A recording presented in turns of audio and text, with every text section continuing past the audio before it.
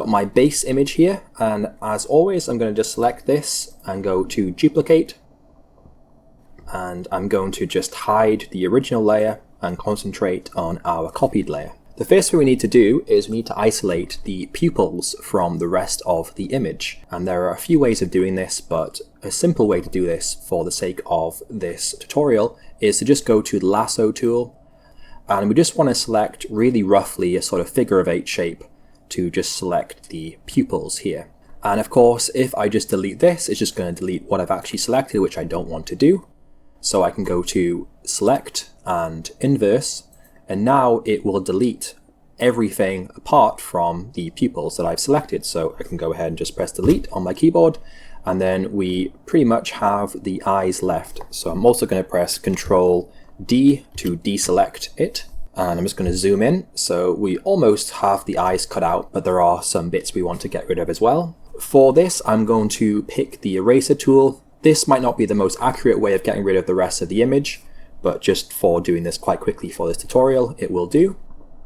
For this, I'm going to pick a relatively small size for the eraser, probably about 9, and the hardness can be around 40. So just really, quite roughly, I'm just going to get rid of this and cut out the pupils. Like I mentioned, it doesn't have to be completely accurate. That looks good. And now I can just get rid of the rest of it, so I can just put the size up a bit bigger and the hardness up to 100. Just get rid of the rest of this. And we are done.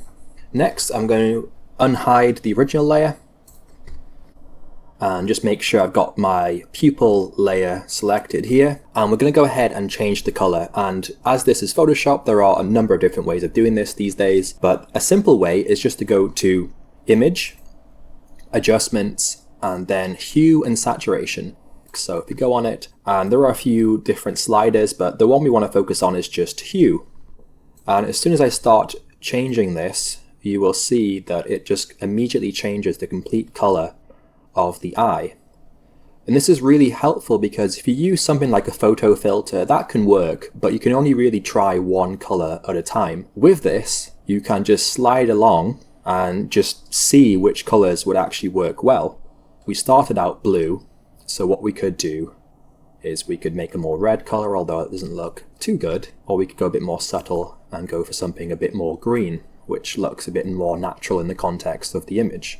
So you can press OK. One thing you will see if we just toggle on this layer off and on is that there is a little bit of remnants of blue behind this, so it does give it the effect of not looking completely authentic. So what you can actually do here is with the Pupil Selection, you can go back to the eraser tool, and if I just put the hardness right down to 0 and have the size around this, you can actually get rid of some of the outline of the pupil. And what I'm essentially doing is I'm manually feathering the edges so that the new green pupils actually mix in with the base image blue pupils. And because blue and green are relatively similar colors, you get an effect that actually looks a bit more realistic here. So there we go. I'm just going to toggle that back on.